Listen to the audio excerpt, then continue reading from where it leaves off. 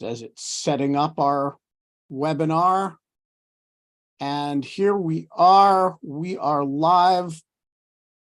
Whoops. It says we are private. That is really not what we want to be. Does the other one sometimes start belatedly? No, the other one, I'm not sure what's going on here, but it's created a new one for us. And we're just going to have to send the link over.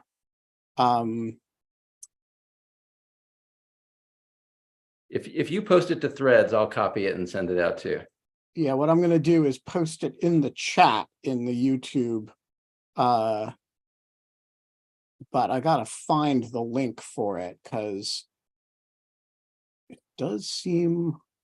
Oh, well, we are there we are. We are live on YouTube. And on the original link or a different one? No, a different one. I'm going to hang on. Okay. Hey, folks, we are streaming once again to the wrong link. Here is the one with the actual stream. Okay, and I will drop this in the chat for you and everybody else who wants to share it. Will, we are live. It is Tuesday, September 26th, 8:02 p.m. And this is Book Shirts, the second of the inaugural shows on Dog Shirt TV. And I am here with my old friend, Will Saletan, who I was trying to remember how I met. And I honestly couldn't remember. I think it probably has something to do with David Plotz, but I'm not sure. It's lost in the mists of time. Will, if you remember, you have a better memory than I. One thing, just that is that link for the people who I sent out to on Twitter and Threads, who have the original link. Will they see when they go to that link where the correct link is? They will. There is a spot on the new YouTube that has the right Cool. answer. Cool. Okay. So where we met, I do not remember exactly either, except I believe, so you were an editorial writer at the Post, I believe, when I met you. Is that correct? That's almost certainly right. And I think you were, well, I didn't know you before you were at Slate. So it was sometime when you were at Slate, early in your Slate life.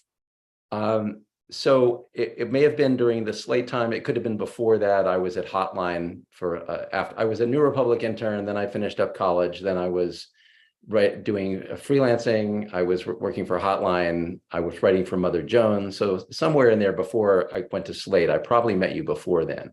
And Amy Schwartz was at the Post, and I knew her. And I'm guessing that I met you when I came to the Post to visit Amy. That's a theory. That's an interesting theory because Amy and I were very close, but that would date it pretty precisely because Amy was living in France for a while in the late 90s. Then she came back. She was in Washington when Meg Greenfield died. And then she served for only a year or a couple years after Fred Hyatt took over. So it would have been in that 2001, 2002-ish era that we would have actually met. So that's a long time ago. We were young then, we're old and stupid now. And you have written what I have to say is the most developed hit piece I have ever read on anybody. And so I want to break down what I think happened in the writing of this piece, and you tell me how well I've psychoanalyzed it and whether I've gotten it right. So okay. You started off, as you say in the beginning of the piece, interested in Lindsey Graham because he is so loquacious that he explains his way through his whole corruption. and you say, okay, I've got a great idea.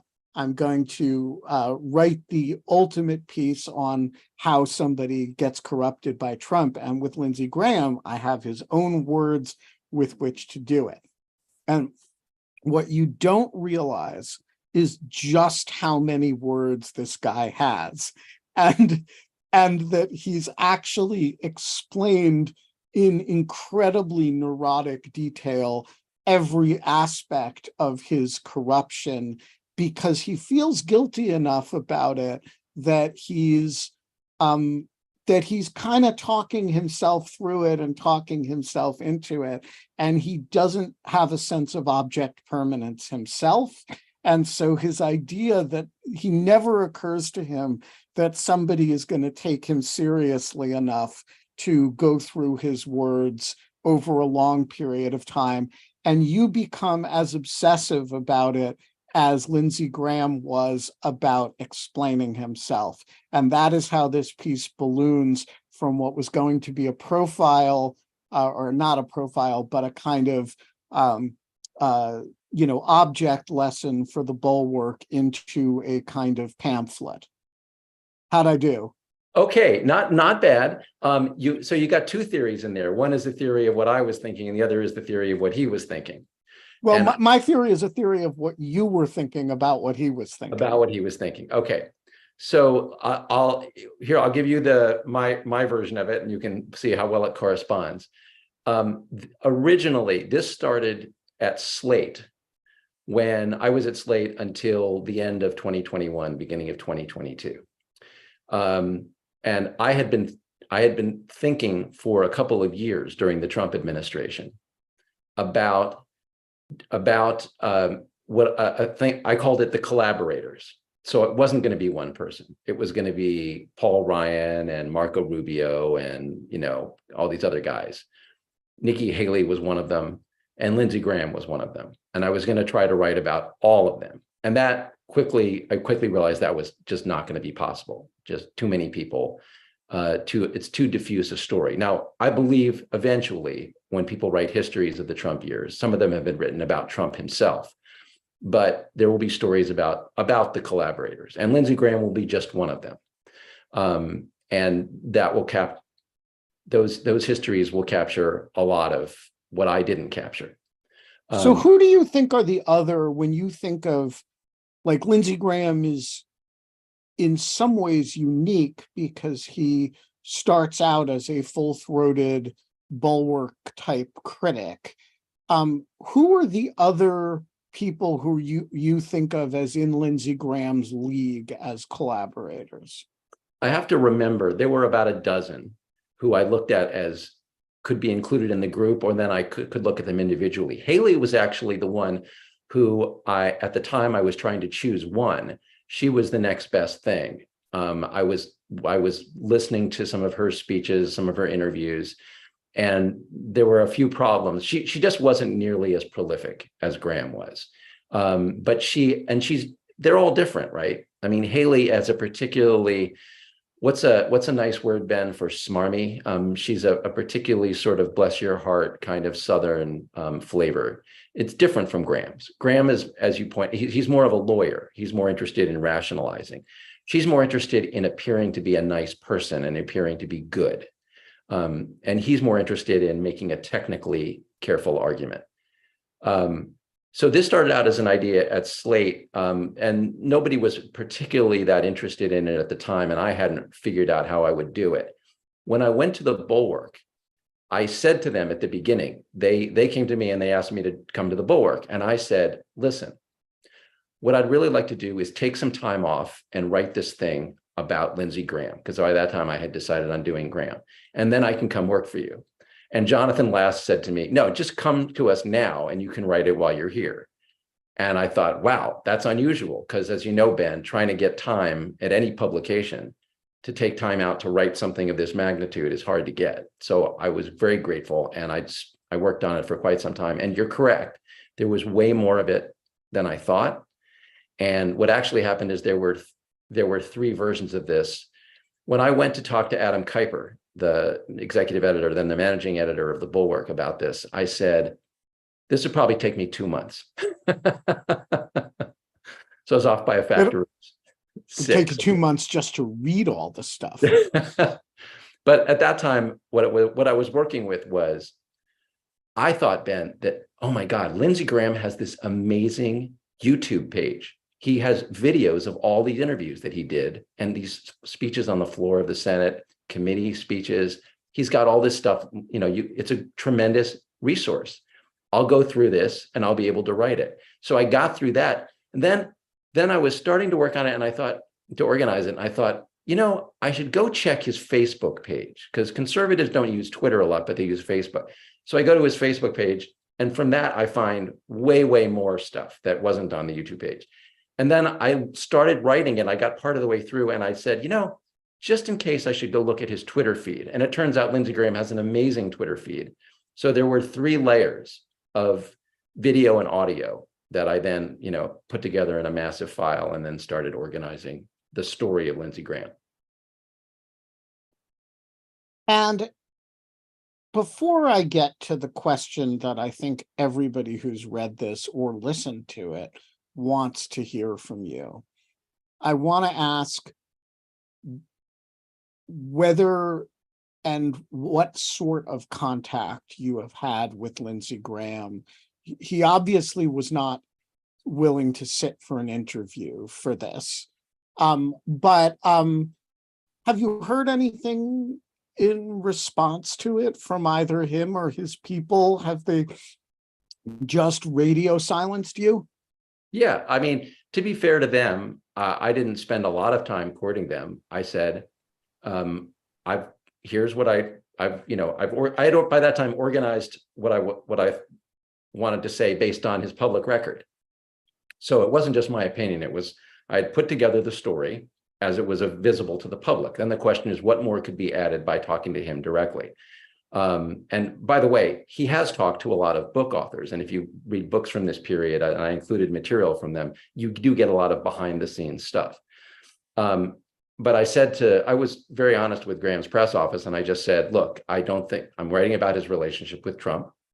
I don't think it reflects well on him, but I'd like to hear his answers about, and I listed that. I said, here's what I'll ask you about. So I was very clear. And their response is, he's not interested. I think he just doesn't want to talk about his relationship with Trump with a media organization that he not only doesn't know is on his side, but he knows is on the anti-Trump side.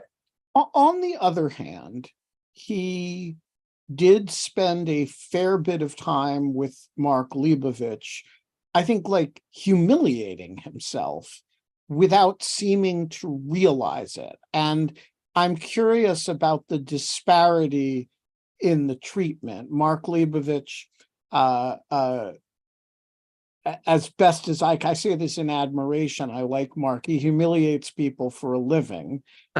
Nobody's ever come away looking good from a Mark Leibovich profile.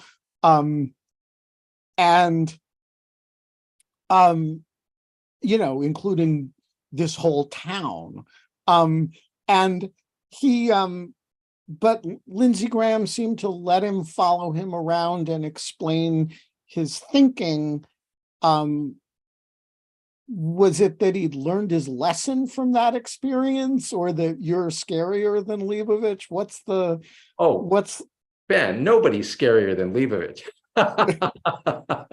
No, it's possible that it unfolded that way. I mean, I think Mark's strategy is different. Mark is a fantastic reporter of texture, of a scene. He captures the person as they're speaking to him. I'm not that. I'm a researcher. So Mark's approach is he needs the subject to cooperate in order to write the piece. He needs to give you the feel of being up close, being with Lindsey Graham. I didn't need that, and I didn't want to need that. And what I was trying to do was I deliberately chose somebody for whom I could put together the history without needing to talk to them. And if he talks to me, that's great, and I can add to it. But I wanted to be able to tell the story from the prolific public record that Graham had left. Right. So this is the important methodological difference between you and Leibovich. Leibovich, if Lindsey Graham does not cooperate, he doesn't write the story, right? Right. There's no story that Leibovich is going to write about Lindsey Graham unless he has the kind of access necessary to shiv him and twist. On the other hand, you're going to write the story either way. You've found a body of information that is accessible and that they cannot control access to. And it's kind of secondary whether Lindsey Graham participates, because he's already participated without knowing it. Right. And the other point I would make about that, Ben, is so anyone who's written about or investigated for legal purposes, never mind journalism, what somebody really did and said and thought over a period of time knows that it is more important to get contemporaneous information than it is to get a retrospective account. So what Lindsey Graham says today, as he did in books about this period, about what went on from 2016 to 2020, is not as valuable to me as what he actually visibly said and did at the time. And there are some obvious, setting aside anything I did, there are some very obvious discrepancies between his account of himself today when he speaks to reporters about what happened and what you can find when you go back and look at the record. And so I wanted to use the record. And just to be clear, Ben, I believe that in the future, people will put all this together, what was contemporaneous and each person's retrospective accounts, to the extent any of these people will talk, and we'll sort it out as best we can. So I'm not providing the definitive answer. I'm telling you what is visible from the public record. All right, so let's get to the question that I think is on the minds of, consciously or subconsciously, every person who has read this or listened to it, which is, on a scale of 1 to 10, how much do you hate Lindsey Graham? That was not what I thought the question was going to be. What did you think the question was going to be? I thought you were just going to ask the general sort of, what really happened to this guy? No. We're going to get to that. Okay. But one thing that I picked up, particularly from the podcast, actually, was that you are just dripping with disgust for him, and that you got into this because you thought there might be a trajectory that was understandable. And the more you heard from him, particularly at the early stage in this transition, the more you just have detest or even despise, in the true sense of the word. And so I just want to know, scale of 1 to 10, where 10 is, as Jonathan Last would say, you'd fire him into the sun. So I hate to disappoint you, but I don't hate him. I just don't hate him.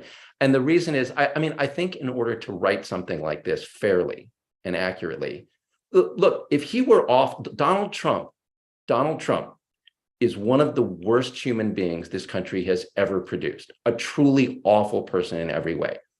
Lindsey Graham is not. Lindsey Graham is not that. And part of what, to write this kind of story well, you've got to, even if you start out with a critical assumption about a person, which I did in this case. Lindsey Graham capitulated to Donald Trump. He did a lot of bad things, and he just sank and gave up a lot of what he believed. That's all true, but you have to go in prepared to change what you think based on what you find. Because if you start setting aside stuff that you find because it doesn't fit your thesis going in, then I just think you lose your way. You lose your way, and you're of no value to anyone. You're just ranting. So to take the simplest example, it is not true, as many people believe, that Lindsey Graham sold out completely to Donald Trump. That is just not true. That Lindsey Graham doesn't believe anything, that he didn't believe anything. And part of what I found in looking at the record is Lindsey Graham fought with Donald Trump about things that Lindsey Graham really cared about. And they were policy issues. You can disagree with Lindsey Graham. Lindsey Graham is an internationalist. He fought with Donald Trump about every troop deployment, every withdrawal. He fought about Syria. He fought about Afghanistan. He fought about Iraq. He fought about Iraq. Any place where Donald Trump disagreed, he fought. And that was what he fought for. Now, there are other things that he fought for, because Lindsey Graham did want what he called, he talked about FOMO, fear of missing out. He did want to be in the middle of the action. But I think, whereas when he talked to Leibovich, all Lindsey Graham conveyed there was sort of wanting to be in the middle of things, right? And that's true. But the guy is a very serious person on foreign policy. You don't need to look farther than the Ukraine debate to see that he has things he really cares about, things that you and I would agree with, and he holds his ground. And what's curious is how he at the same time chose to sell out other things, and why he didn't care about them the way you or I do about the rule of law in the United States, for example. And so when you compile the mental list of what Graham got in return for the Faustian bargain, sold his soul to the devil, got the Will Saletan, Mark Leibovich treatment at the end of the day. He's a lot of people, including me, who used to admire him, now have active contempt for him. I would say I'm a 6 on the hate scale, which is, I don't actually hate that many people at the level of a 6. On the other hand, you're saying he got some things. So make the list, make the case for the Faustian bargain. It's 2017 and you're Lindsey Graham and you've made the strategic decision. Now I'm going to suck up and I'm going to make myself relevant. And now you're looking back on it 4 years later and you say, wow, my soul is a rotten piece of shit, but I got X, Y, and Z. What are the things he really got? I mean, I just scribbled down while you were talking. I'm just thinking about, he fought Trump to keep troops in Syria. He was able eventually to keep some, but he delayed Trump from pulling out of various places where we were deployed. Syria, Afghanistan. Trump didn't pull out of NATO, which Trump wanted to do and presumably would do in a second term. The missiles to Ukraine, the arms to Ukraine. Graham did not get Trump to move over enough on immigration, so I can't say that one. I'm not sure about domestic issues. Graham didn't fight as hard on domestic issues. The really interesting pattern to me about Graham, if you look at just the chronology, is at these moments where there were very hot domestic fights over Trump's abuse of power, around the Mueller around the Russia investigation, around the Ukraine scandal. At these moments when Graham was absolutely selling out as a lawyer for Trump and defending the worst things Trump did, at the very same time, Graham was lobbying Trump. The one I think of is Ukraine. So that's the fall of 2019. And Graham is just trashing, just trying to undermine the investigation of the Ukraine quid pro quo. And at the same time, he's fighting Trump desperately to keep troops in Syria. And then he has to negotiate a thing with Trump to get that done. I don't think it's a coincidence that those two things were linked. So yeah, he fought for that stuff. And I want to say, Ben, about the hate question, if you're a 6, I'm probably a 3 or a 4. My problem is I can't, first of all, I don't like hating people except people who really deserve it. And I don't think Graham is one of those people. But the larger point I want to make is, if we treat this as a matter of hate-worthiness, that Graham is hateful because of what he did, I think it's very easy to think only someone like Lindsey Graham would do this. I think this is a much more alarming story if you acknowledge that Graham is a complicated figure and that somebody who actually believed in things still sold out.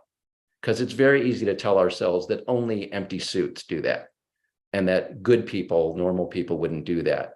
But the history of authoritarianism and totalitarianism is full of people selling out who you wouldn't think would do so. And I think he's one of them. So that's fair enough. I guess the line between hatred and contempt is a tricky one. Right. And I certainly think he is a figure worthy of great contempt, especially because he set up, I feel differently about him than I do about the many Trump defenders in the Senate who, you kind of feel like they know better, but they don't have a track record of establishing that they know better. And the thing that makes Lindsey Graham distinctive is that he spent 2016, or at least the first half of it, really establishing that he knows better. And I think that makes him a unusual character in the opposite direction, that that this is somebody who warned about the dangers, who was victimized by the man. I mean, he who gave out his cell phone number and the like, who was personally very close to John McCain at the time that Trump attacked him, who I mean, he betrayed a lot of people as well as a lot of things that he said, and I guess I'm surprised at how forgiving you are of it. Well, it is Yom Kippur, right? So I'll be, but no, I don't want to overstate my sympathy here for Lindsey Graham. I just wanted to I just wanted to say he did believe in things, and that's an important part of the story. But I think you're drawing a very useful distinction between hatred and contempt. So on the contempt scale, there are moments in the story when I came across them, I was revolted. And the one that comes to mind at the moment is after January 6th. So there's parts of the story everybody knew at the time. These people invaded the Capitol, the Ukraine, the Mueller investigation, everybody remembers those things. But there were things either I hadn't noticed at the time or I didn't remember. And one of them is a week after January 6th. So the House at this point was moving an impeachment, articles of impeachment. And Lindsey Graham was on Sean Hannity's show. And I did not find this interview in the first 3 rounds. I found it came indirectly. And I'm watching this interview, and for the first time, I realized this is Lindsey Graham 3 times in this interview saying, we need to end the impeachment of Trump. We need to stop the impeachment. We need to prevent the impeachment because otherwise there will be violence in the streets. And he says this 3 times in the interview. So it's a message he came into the interview preparing to send. And what he's essentially doing is he's using the violence of Trump's supporters as a weapon in a political debate about whether to do the impeachment. I wanted to barf. I really wanted to just puke when I saw this. And I went out and told my wife. There were moments when I was researching this when I said, oh my God, you won't believe this. So Lindsey Graham did some incredibly low things, some incredibly dangerous things in the course of this story. And I don't want to suggest that anyone should take that lightly. I just wanted to say that in the arc of the whole thing, he's not an empty person. He's not a thoroughly hateable person. All right. With that redemptive, let's talk about the importance of the story for a minute. One way to look at this story is as essentially a character tale about an individual. But if you look at it that way, it's actually not that interesting, because what happened to Lindsey Graham, I don't know what happened to John Thune, right? Which what happened to, Tammy Baldwin, the lives of a senator doesn't amount to a hill of beans in this crazy world. The only reason the story matters is as a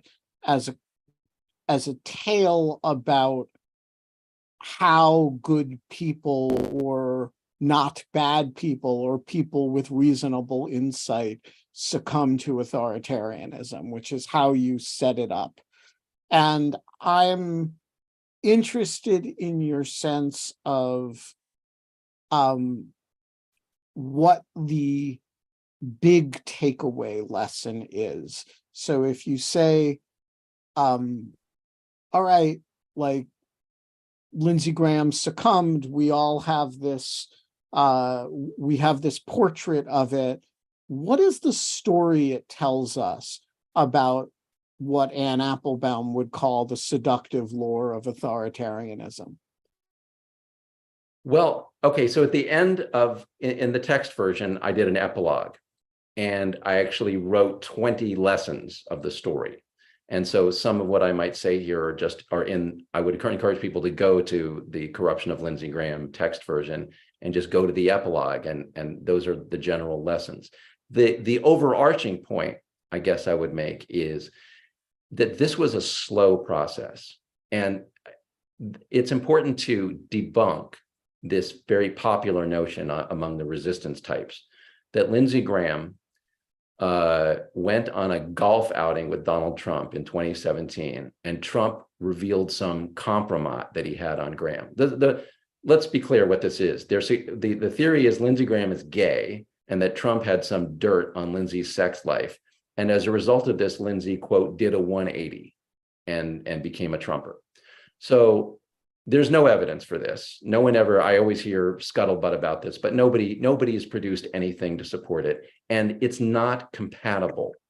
It's not just there's no evidence, it's not compatible with the record. That is to say, what the record of Lindsey Graham shows is a gradual process of rationalizing his way into becoming an all-out Trumper. And that is the most important thing to understand, that you are not presented at the front with the choice between being a loyal small d Democrat, someone who believes in democracy and defends democracy, and being an all-out authoritarian. The concession, the surrender, the rationalization happens a step at a time. And each time you take a step, you make it easier for yourself to take the next step. You bend yourself, you become flexible. And Lindsey Graham was a particularly flexible person, but as you point out, Ben, he went from the extreme of being a very clear anti-Trumper to defending the opposite of everything that he had said in 2015 and 2016. There's nothing we say about Donald Trump today that Lindsey Graham wasn't saying in 2015. And so the sheer magnitude of that change is remarkable. And it did not happen at once. It happened over time. And the reason why it's important to understand this is that other people in other countries and in our own country will be faced with similar choices, and they will look small at the time. And it's very important to understand from history, and from this history, that the first concession you make is very, very dangerous. And if you think that you have the power to stop yourself and to stop others, you may be very well mistaken. And so we need to beware not just what other people might do in our country, but what we ourselves might do. Imagine a situation where it's a Democrat who is abusing the power of the presidency, and we tell ourselves, oh, but the Republicans are so bad, we need to stand with this guy. And we rationalize the first step. We rationalize the next step. Democrats love, by the way, to write executive orders to substitute for Congress doing things. So this could happen, and all of us need to beware it. All right, I want to return to the lesson in a moment because I have an alternative hypothesis or alternative lesson. But Richard, you have a question. Okay, can you hear me? Yeah. Indeed. Okay, good. I wasn't sure if I was muted or not. So before I listened to your reporting, well, I'd been under the impression that McCain's presence in the Senate had kind of put the brakes on Graham's support for Trump, and that after McCain died, it seemed as if if Graham threw off all the restraints that he might have imposed on himself. And so I'm just curious then if you have any thoughts about McCain's influence and how that had a minimal role in the way that events unfolded both before and after McCain passed. It's a very good question. And a lot of people think that McCain was such a dominant influence in Graham's life that his departure from the scene changed everything. I think it certainly had an effect, because if you don't have friends around you who are there to tell you things, to correct you, you can go further astray. But having said that, I think what the record shows, and part of the point of doing this chronology was to be able to answer questions like this. What the chronology shows is that Graham had already begun to make the most important changes in his relationship with Trump and his treatment of the rule of law before McCain died, well before McCain died. Now, McCain got sick, so it's during a period when McCain was ill. But in 2017, McCain was still functional, and Graham and McCain had already begun to part. And some of the reporting from this period indicates, and this is not anything I came up with, that McCain already was developing, what's that word, contempt for Graham, that he saw Graham having already left the McCain trajectory. So it's tragic that McCain wasn't able to stop him. I don't know what McCain would say today, but if McCain had been around, would he have been able to rein in some of Graham's? The interesting question to me is what happens if McCain is still alive after January 6th? Is McCain enough of a figure at that point to ground the Republican Party? And I think the answer is no. I think McCain was not big enough to stop the descent, the moral descent of this party. But we'll never know. Yeah, so that brings us to Anti's question. Up late in Finland, Antti Ruokonen, the floor is yours. Thank you, Ben. Also, shout out to the Bulwark. Been a listener, so there's definitely a Finnish Democratic to the Bulwark as well. But so, Will, what do you think if you were able to hold a séance to John that would reach John McCain? What do you think he would feel about Lindsey Graham today? Thank you. Well, at the moment, John McCain would be very proud that Lindsey Graham is fighting for Ukraine. He would be very proud of that. And there are many other foreign policy issues where McCain would agree with Graham. He would be appalled that Graham, after January 6th, helped to engineer the comeback of Donald Trump. And McCain would be appalled at the party. It's an open question whether John McCain could have survived in the Arizona Republican Party, given what it's become. So, I mean, remember, there are a lot of people in the Republican Party who were, to some degree, like John McCain. I mean, I'm thinking of people like Bob Corker, who, they were Jeff Flake in Arizona. These guys all retired, or they left the party. They recognized that they could not survive in what the Republican Party has become. So I think their feeling would be more about the party as a whole than about Graham, especially when you see today other Republicans selling out a lot more than Graham has sold out on policy. When you see, the House Republican Conference abandoning Ukraine, I think John McCain would have, there was a really interesting speech that Mike Pence gave a couple of weeks ago on conservatism versus populism, by which he meant Reagan conservatism, which is on the way out, obviously, and Trump's version of populism. And Pence enumerated some issues where the Trump party has left the Reagan party, and they were on foreign policy, they were on abortion and entitlements and cutting entitlements. So I think McCain would be very much a defender of the Reagan position on a lot of these issues, and he would be sad at what the Republican Party has become. Really interesting question. Could John McCain, if he were healthy, I mean, he was too old at this point, but if he were a healthy younger man, a guy of that character, could he have left the party and taken a lot of people with him and formed something else that would actually be viable? Interesting question. So I want to explore some alternative lessons of the Lindsey Graham story. None of which I am committed, but there were things that came up for me as I read read this. So one is that the disparity that you identify between his, when he demands his wages of sin, they are all foreign policy internationalism issues. None of them are domestic rule of law issues. He doesn't actually seem to care about the domestic rule of law.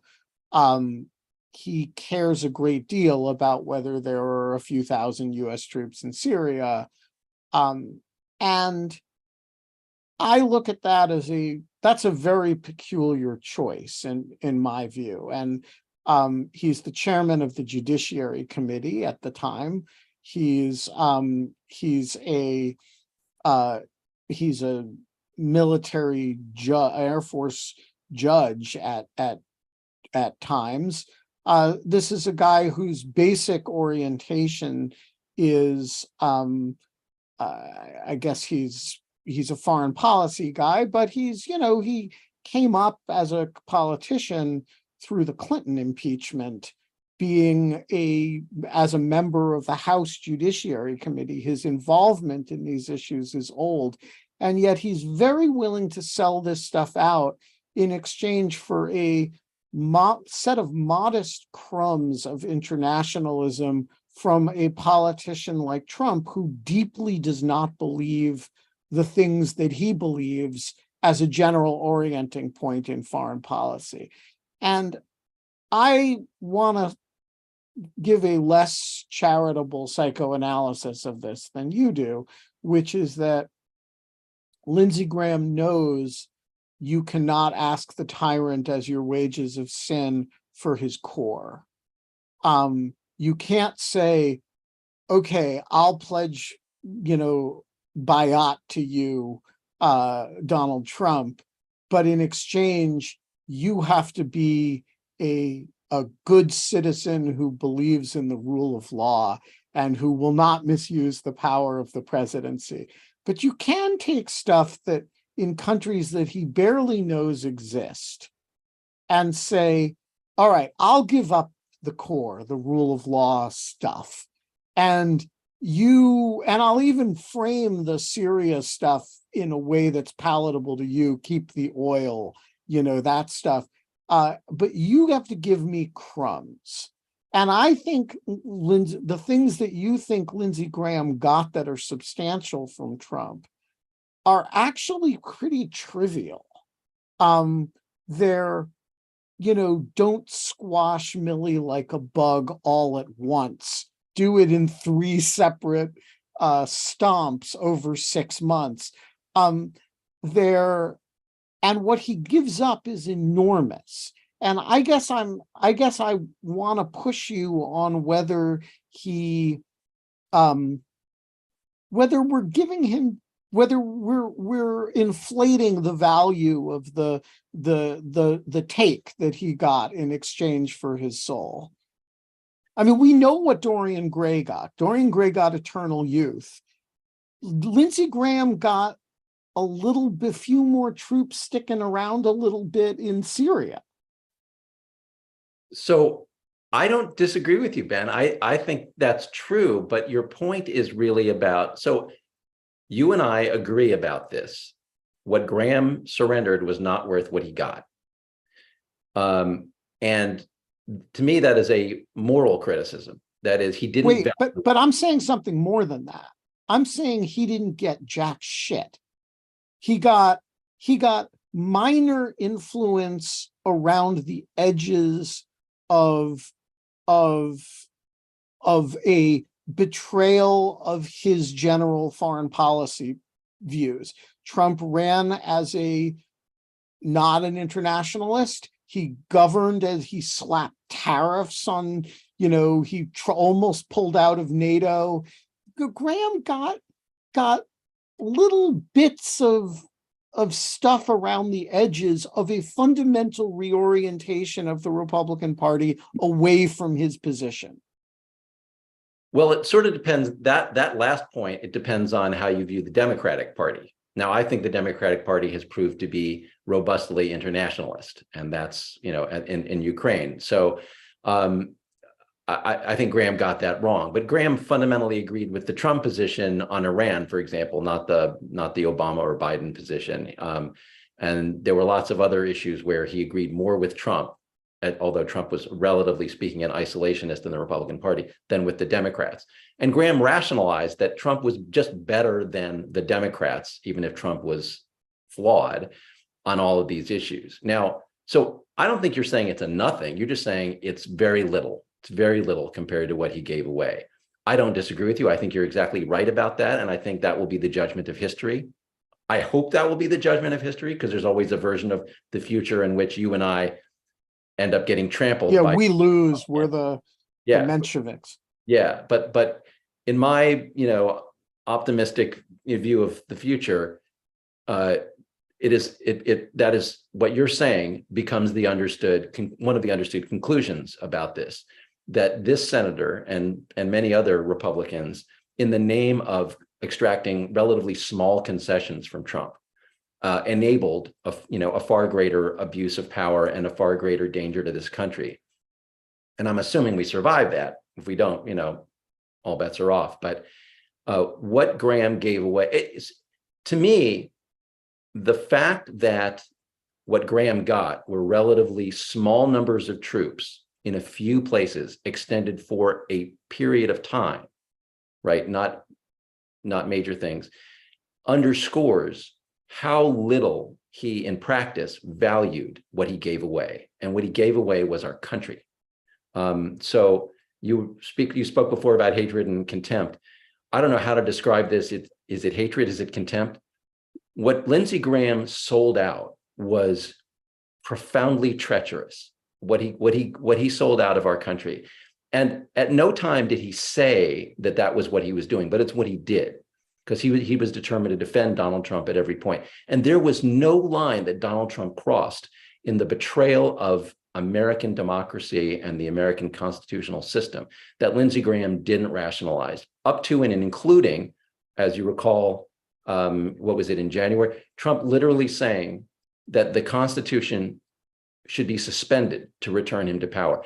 It is amazing, absolutely amazing, that Graham and other Republican leaders justified this, looked the other way, to this day are supporting this man. And no, I agree with you. There is no place in this world where Lindsey Graham, whatever Lindsey Graham got in the way of extended deployment, is worth crap like that. There just isn't. And it's a profound betrayal of America, and he should answer for it in the course of history. Yeah, I think this is a critical point, that if you listen to the Lindsey Graham self-justification, he thinks he got a lot. He thinks, and sometimes you can make fun of it the way Leibovich does, that it's all about Lindsey Graham's relevance, or you can take it seriously the way Lindsey Graham does, that he was the brakes on a lot of things that he didn't approve of, and that he kept Trump in line. But what's striking to me about it is how little he got, not how, particularly relative to what he gave up. But I think the fascinating thing to me is how he inflates the list of things. And a lot of them are, in the broad scheme of things, pretty trivial. I want to raise with you another psychological explanation for Graham's trajectory, which is the discomfort he felt about being outside of the embrace of his party. And this, I'm going to add a little McCain psychoanalysis to this for argument purposes, but it seems to me Lindsey Graham really enjoyed being a renegade, but not being a solo renegade. And so when he had McCain, who was the lead renegade, he would be the loyal party member who was a maverick with McCain. And then he kind of takes that into the 2016 campaign, and he's the maverick truth speaker who will tell the truth about Donald Trump. But since the whole party, at least the party elites, all hated Trump, he was actually not far from the center of gravity of his party. He was just loud about it. Then Trump wins the nomination, and Lindsey Graham does more or less what everybody does, which is kind of shuts up and figures Hillary will take care of the problem for us. So you don't do her work for her, but you kind of know she's going to win. And so it's not a big deal. And then in the fall, he is faced with the real cognitive dissonance choice, which is you're the liberal in the Bulwark community, but it's really hard for the Bulwark crowd to get their hands around, because the Bulwark crowd, this is the big psychological difference between Lindsey Graham and the Bulwark crowd. The Bulwark crowd felt great discomfort with being part of the herd as it was running toward the edge of the cliff, and separated themselves from it and found that liberating. And Graham felt enormously isolated being away from the herd, and runs towards the herd and helps lead it over the cliff. And I want to suggest that the unifying thing in all of these periods is, first of all, that Graham is never far from the center of gravity of his party. That is, when the center of gravity is anti-Trump, he's anti-Trump. When it's shutting up about Trump, he's shutting up about Trump. And when it's running toward the edge of the cliff to dive over in a show of loyalty, I'm confusing my caribou with my lemmings here, but he's right there at the head of the pack. But the second thing is that his great discomfort in life is being isolated from the herd, and that he feels, just as the Bulwark people feel, why isn't the herd turning with me?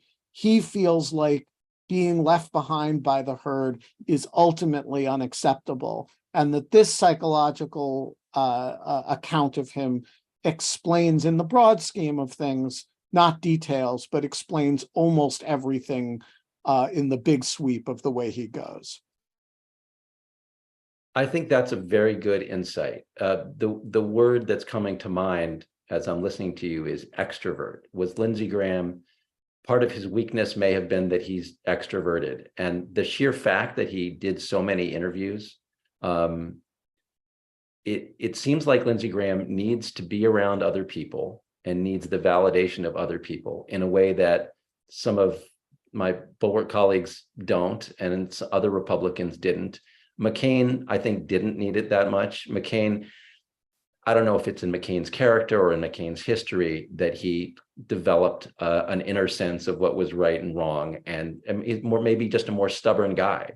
But Graham clearly depended emotionally on being in the middle of things. He always wanted to. There's a great interview, Ben. I didn't see it until I was near the end of this, the project in April. So let's back up. Jamal Khashoggi, right? The Saudi government orders the murder of a journalist. They kill him gruesomely. They cover it up. The CIA says they did it. Trump says they didn't. Lindsey Graham breaks with the Saudis. Lindsey Graham says, I'm done with MBS, with the Crown Prince, right? I'm never going to have to talk to these people again until they get rid of this guy. They don't. MBS stays in power. He becomes more powerful. That's 2018. 5 years later, the Saudis, bought a bunch of Boeings, $37 billion worth of Boeing arms. Lindsey Graham aircraft. Lindsey Graham goes over to Saudi Arabia, makes up with the Crown Prince.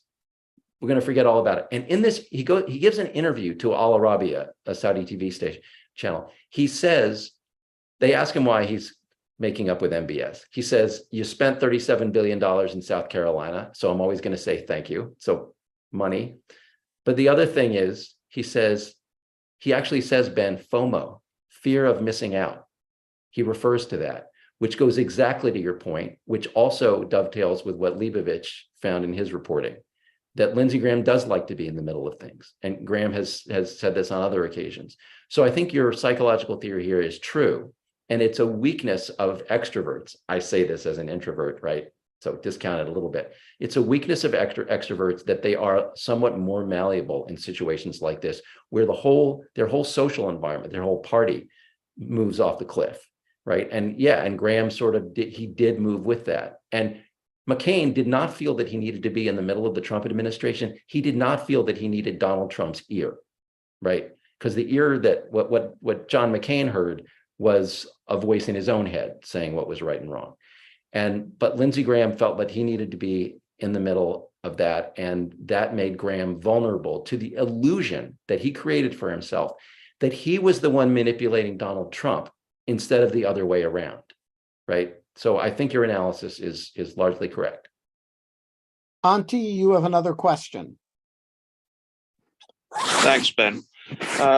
So is there anything that sets Lindsey Graham apart from other Republicans from being critical of Trump immediately after January the 6th and then returning back to compliance? Thank you.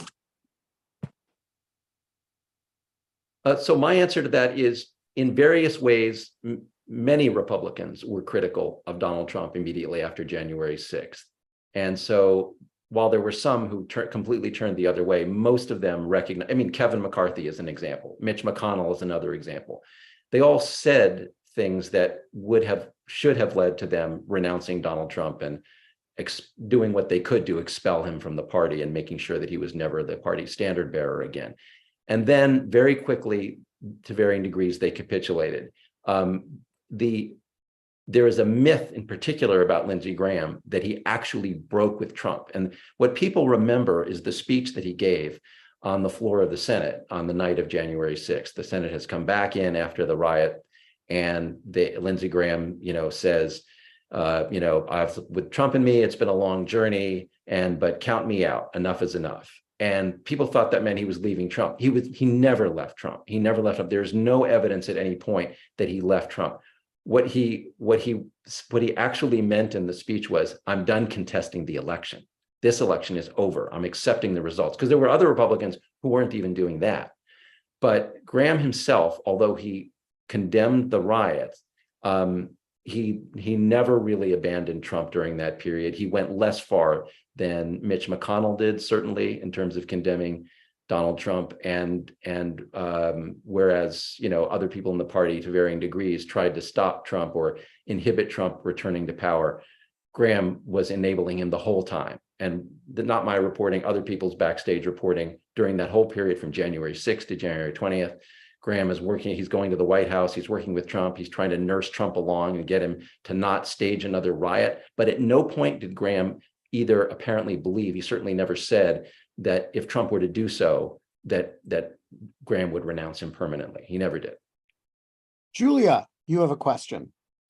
Richard and I were wondering in the chat, what do you both, Will and Ben, think Graham would have done if Trump had pulled out of NATO? It would have hit at the heart of his biggest issue, which is defense and national security.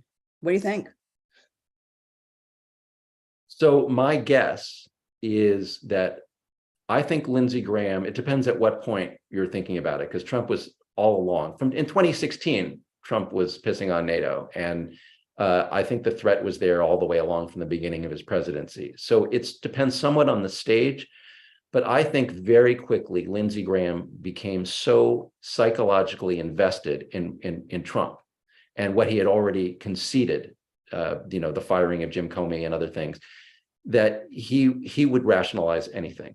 That is, if Trump were pulling out of NATO, Graham would lobby Trump not to pull out of NATO. But if Trump did pull out of NATO, Graham would stay with Trump. And the rationale he would have constructed is, it's important for me to be here at Trump's side, trying to lobby him to go back into NATO. Now, that's a completely different world in which the superpower has pulled out of the alliance, and whether you can reconstruct anything after that is an open question. But I think the answer is, this is a rationale that he could have put together in his head, and he would certainly have embraced it. I completely agree. I can't identify the thing that he has done that would lead me to think that there's anything that he wouldn't rationalize by Trump, including, by the way, on national security matters. Trump had 300 classified documents at Mar-a-Lago, 300 pages of classified documents at Mar-a-Lago. That's not the act of somebody who takes national security seriously. And Lindsey Graham has been a vociferous defender of storing classified material at Mar-a-Lago without a skiff, outside of a skiff. So I don't think there's a stable anything in here. Sorry, go ahead. Just add one thing there. The trick that Graham plays in his head to rationalize stuff like this is he does often say it is wrong to commit this particular act that Trump just did. So Trump pulls out of NATO. Graham could say, you know, we shouldn't have pulled out of NATO. We should stay in NATO. We should get back into NATO. We should rebuild NATO. But what Graham would never do is abandon Trump, the man. He would say, well, he went too far. He did this thing I disagree with. And he did this often, by the way, with some betrayals of the constitutional system. But as long as you're committed to the man and the man knows you're committed to him, right, you're not actually effective because he just keeps going. All right. So I want to talk about one of the themes that you identify that Graham really uses that I had never noticed until I read your book, which is Graham's sense that all his prior criticisms are mooted by the fact that Trump beat him and won. And this is supposed to give a kind of democratic gloss to the, you know, I called him a bigot. I said all kinds of things, but he beat me. And I've gone back and forth about this because Lindsey Graham is not a stupid man. And this is a deeply stupid argument. And I mean, you know, lots of people beat lots of people. That doesn't change what's true. Trump is a bigot, and the things Lindsey Graham said about him are true, and they were not on the ballot. What was on the ballot was whether Lindsey Graham or Donald Trump should be the Republican nominee for president. And there's, you know, the list of things that he justifies not believing anymore because he lost is long, and their core principles, right? And by the way, he doesn't take the position that now he doesn't criticize Joe Biden because Joe Biden beat Trump, right? So there's a highly selective application of this principle that on the one hand, I say, he can't possibly believe this. It's just a talking point that he's using to rationalize sucking up to power. But the other part of me says, actually, this is in a very kind of high school way, the bigger football player who slams the littler football player up against the locker is the big dog. And what he says goes because the littler dogs know that he will slam them up against the locker, and he's got the letter jacket and their letter jackets are smaller than his. And there's a kind of a, I don't know, to mix metaphors, a pecking order thing. And in Lindsey Graham's mind, you know, I put it all on the line in that election, in that primary, and he kicked my ass. So now I, you know, genuflect and bow to him. And that there's a kind of crude logic to it in a totally illogical sort of way. And so my question is, do you think he actually believes that shit? Like, do you think he did, like, that he had this realization, like, wow, I fought for maverick Republican values and I lost, so they're wrong. And he fought for power and ego, and he won. Therefore, power and his ego. Right. So Jonathan last asked me the same question, and I don't know exactly, but here's what I think. I think that people who rationalize the way Lindsey Graham rationalized, they construct these rationales for a purpose. They've decided on a course of action, and they want to construct a moral argument for what they're doing. And so that's what he does. When the first time, Ben, that he invokes this idea of Donald Trump has been chosen by the voters, and so I'm going to erase what I believed about him previously. I'm going to defer to the voters. It really goes back to 2016 when Trump gets the nomination. And then it accelerates when Trump wins the presidency. And the first time that Graham does this, I don't think he believes it, because he's just, he's just explained on the merits, as you point out, why Trump should never be anywhere near the seat of power. But he tells this story to justify to other people what Graham is doing, that he's coming over to supporting Donald Trump. And then I believe that over time, somebody like Lindsey Graham, who constructs these rationales in his head and is very good at it. He thinks like a lawyer. He has a purpose, he has a goal in mind, and he's justifying it. He's not thinking about what the right thing to do is. He's thinking about how to justify what he's already decided to do. So I think that as he goes along, he increasingly believes his own bullshit. And I think this is part of the bullshit that he came to believe. But I wanted to go dig under that because I want to bring this back to your theory about him wanting to be in the middle of things, about the FOMO. So that's more Mark's. My point is he's discomforted by being out of step with the center of gravity of the group. This is a kind of being out of step. So I think that there are some people. First of all, there is this alpha theory of Graham, that Graham had an alpha in John McCain. He was McCain's little brother. Then he lost a good alpha, and he adopted a bad alpha in Trump, right?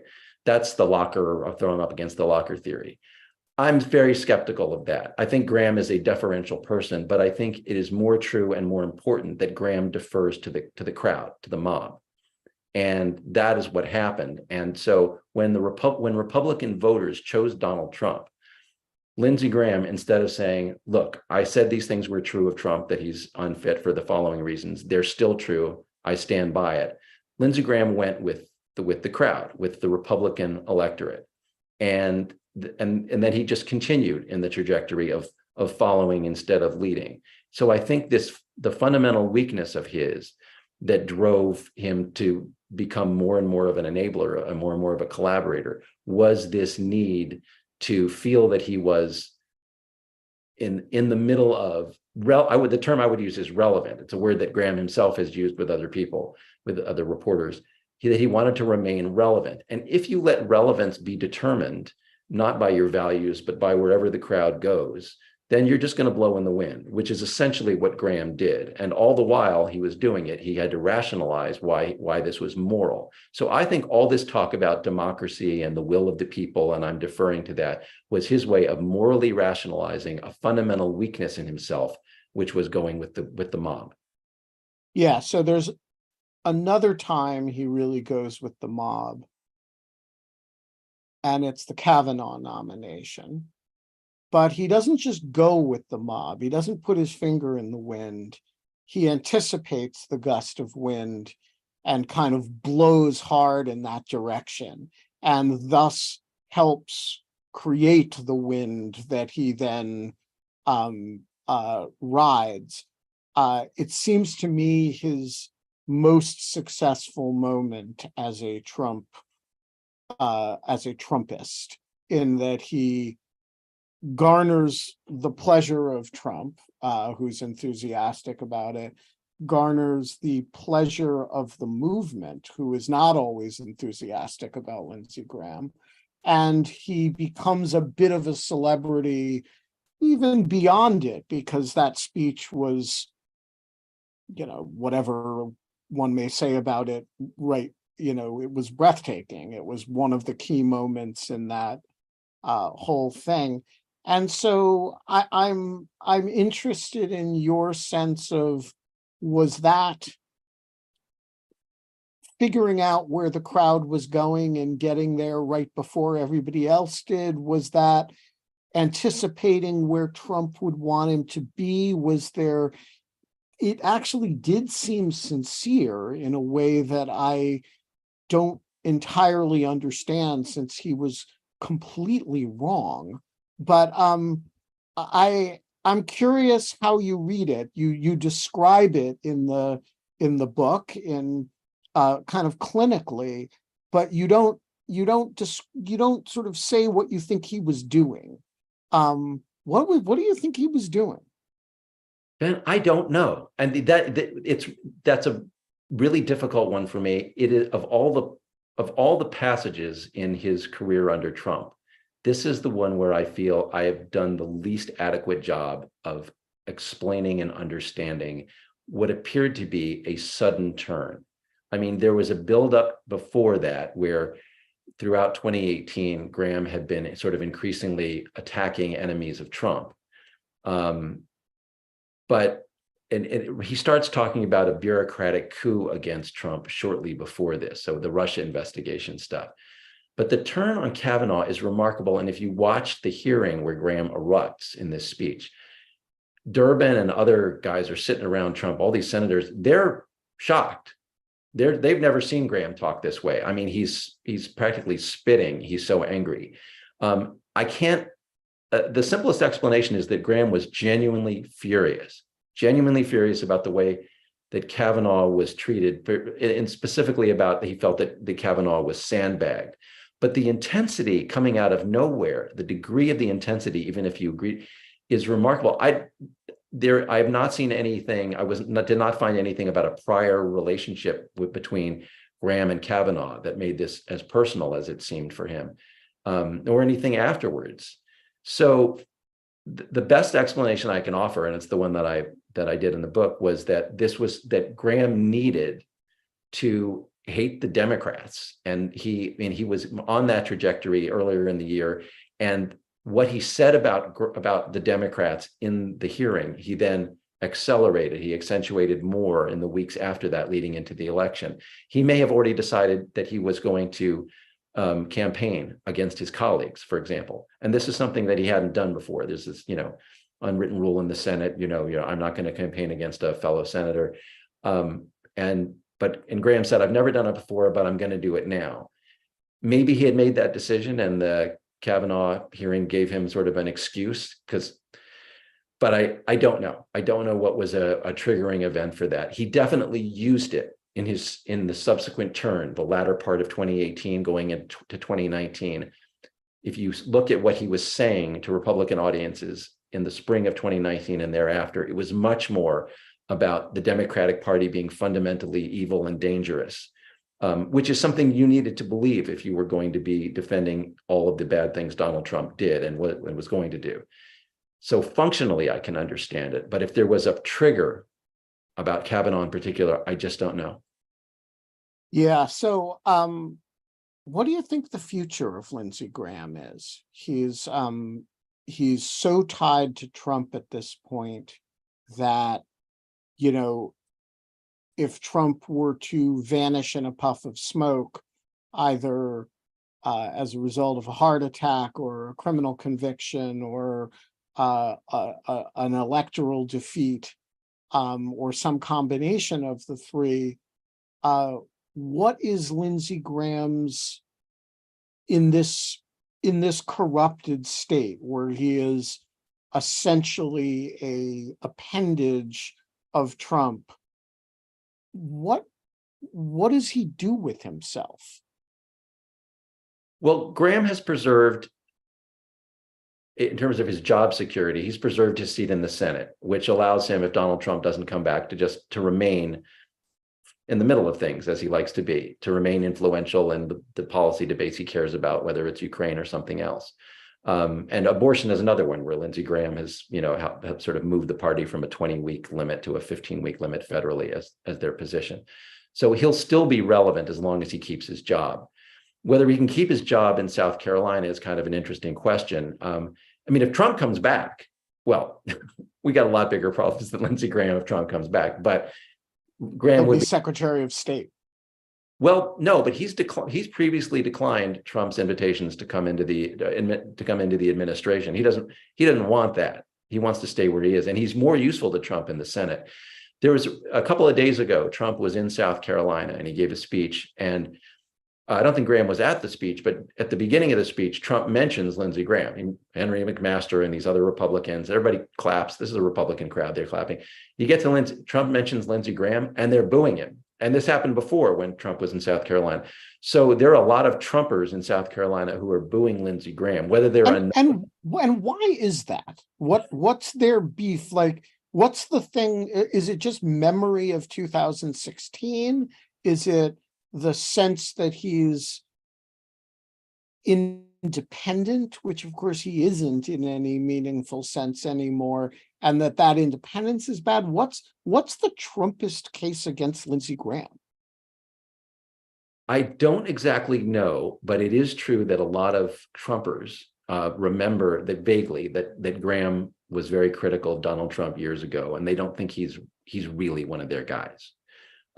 Which is ironic because, you and I would say, who is the real Lindsey Graham? It's the one we're dealing with now. That it turns out that he was willing to sell out everything he believed, and he didn't really take seriously what he said in 2015. And also, that doesn't stop a lot of the same people from liking J.D. Vance. And, there are plenty of people who were critical of Trump once upon a time who have come into the fold, who don't seem to have the Lindsey Graham problem, but for some reason people yell at him in airports, and there's a sense that Lindsey, I mean, I don't mean to defend him. If people don't like Lindsey Graham, that's fine with me. But I do think it's odd that of all the Republican senators who have a problem with the base for not being nice enough to Trump, that Lindsey Graham is like measures on that particular Richter scale.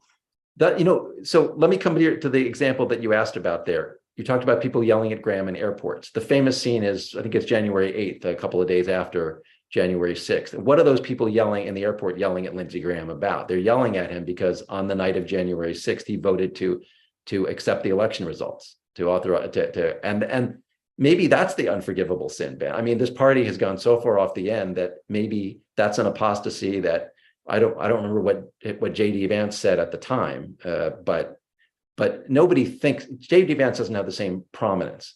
And I think a lot of people remember that speech. And for the same reason, a lot of folks on the left, a lot of liberals, think that Graham sold out, rejected Trump on the night of January 6th. So do a lot of Trumpers. They think the same thing. And maybe Graham can't win them back. But it's been a pattern now of Graham getting booed in his home state. So this goes to your question about his future.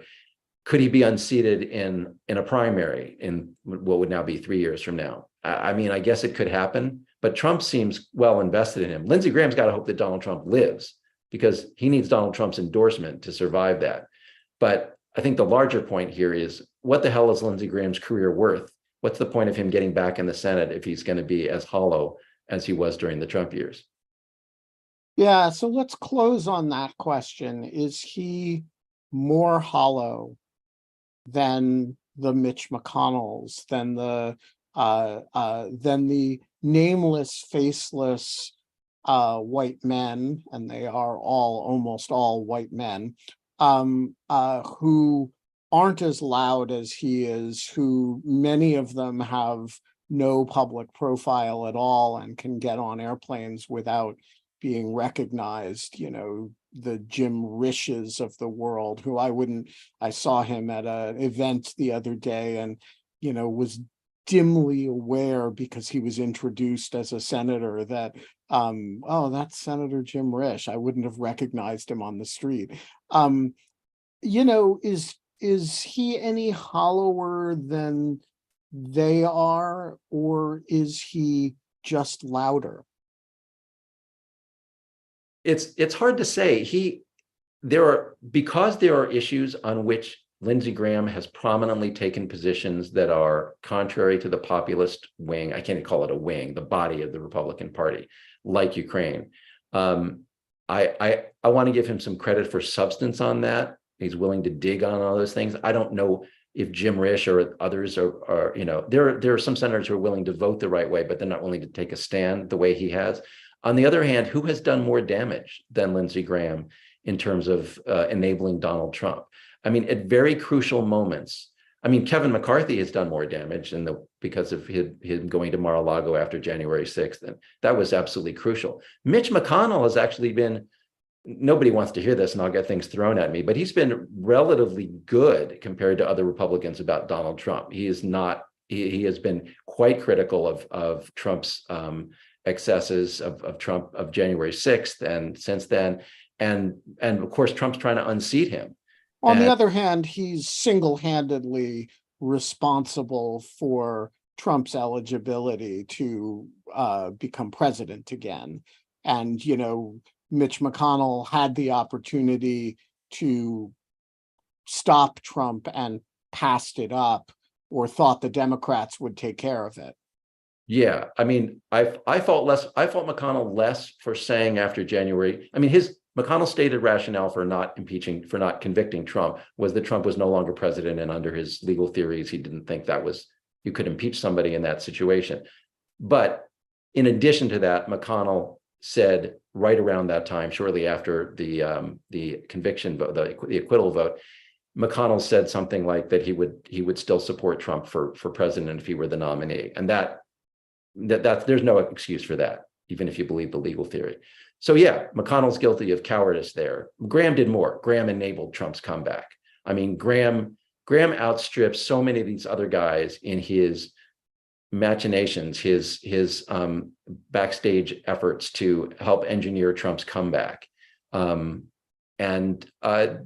no, I just think it's Graham's singular legacy. I think that's one reason why Graham's people didn't want him to talk to me, is I told them this is what I was just going to be talking about his relationship with Trump. He doesn't want to talk about his relationship with Trump unless it's like Fox News or something. But unfortunately for Lindsey Graham, and unfortunately for our country and the world, I think the most important thing in Lindsey Graham's life was his collaboration with Trump. It's an ongoing collaboration, and the full extent of the damage is not yet done. I think that's exactly right. And that is why The Corruption of Lindsey Graham is a deeply important book, and a very slim book that you can read in a sitting, because it did start life as an article in the Bulwark. I recommend it highly. Will Saletan, you're a great American. Thanks for joining us today. Thank you, Ben. This was a delight. And folks, we will be back. We've got a whole bunch of book shirts scheduled on October 16th. Kristen Kobes-Dumez will be joining us on her book, Jesus and John Wayne. On November 13th, Yasha Monk will be here about his new book, The Identity Trap. And one I am particularly excited about, on November 24th, Katja Hoyer will be talking about her book, Beyond the Wall, A History of East Germany, which as somebody who, as a 18-year-old, went to East Germany the year before the Berlin Wall came down, I could not be more excited to read a history of that very peculiar little episode. We will be back. You should all, for those who are watching on YouTube, join us in the Zoom conversation. It's more fun in here. We got the awesome Greek chorus chat. You can have your questions answered, and you can be part of the inner circle. I don't mean to, be an elite, but the talk in elitist terms. But this is where the deep state is. It's in the chat here. We're going to be doing a lot of these. It's going to be the way I force myself to read a book a week this next year, and